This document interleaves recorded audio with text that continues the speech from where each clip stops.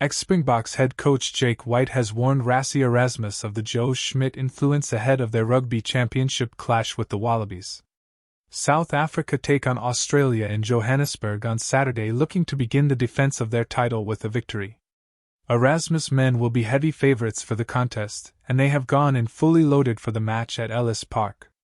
However, White believes that decision shows the head coach very much respects this weekend's opponents, who defeated the British and Irish Lions in the third test in Sydney 2 weeks ago. Some in South Africa will be wary of overconfidence, but I don't see this fixture as a banana skin. The Springbok fanbase have enormous confidence in Rassie's selection choices, but judgment on these Boks will only come at the end of the campaign.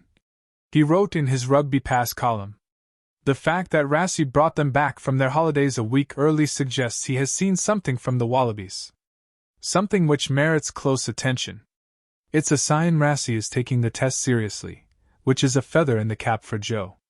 Rassie isn't naive enough to think that they won't be battle-hardened from the intensity of the Lions tests. Compare that to the Springboks, who have faced the Barbarians, Italy and Georgia. The run-in for both teams is chalk and cheese.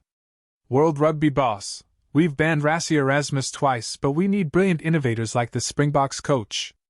Schmidt has made a big call in selecting James O'Connor at fly half this weekend in what will be the playmaker's first test since 2022. O'Connor has predominantly featured off the bench during the Crusaders' run to the Super Rugby Pacific title, but he has been handed a starting spot against the Springboks. The big selection point that raised an eyebrow was the Wallabies selecting James O'Connor, but on closer inspection, it makes total sense. White wrote, "He has played in a Crusaders team that won Super Rugby Pacific, so he has the confidence of a winner. He's also massively experienced and knows the South African psyche." While it is perhaps a surprising selection from the Wallabies boss, White reckons Schmidt would have had spies keeping him updated on O'Connor's progress this year and what could spell danger for Erasmus and the Boks. "Joe Schmidt will have had his moles reporting back from New Zealand, don't you worry," he wrote. "O'Connor's selection isn't a gamble in my eyes. Remember, Brent Russell was thrown in at the deep end in 2003 at Newlands, when Andre Pretorius got sick.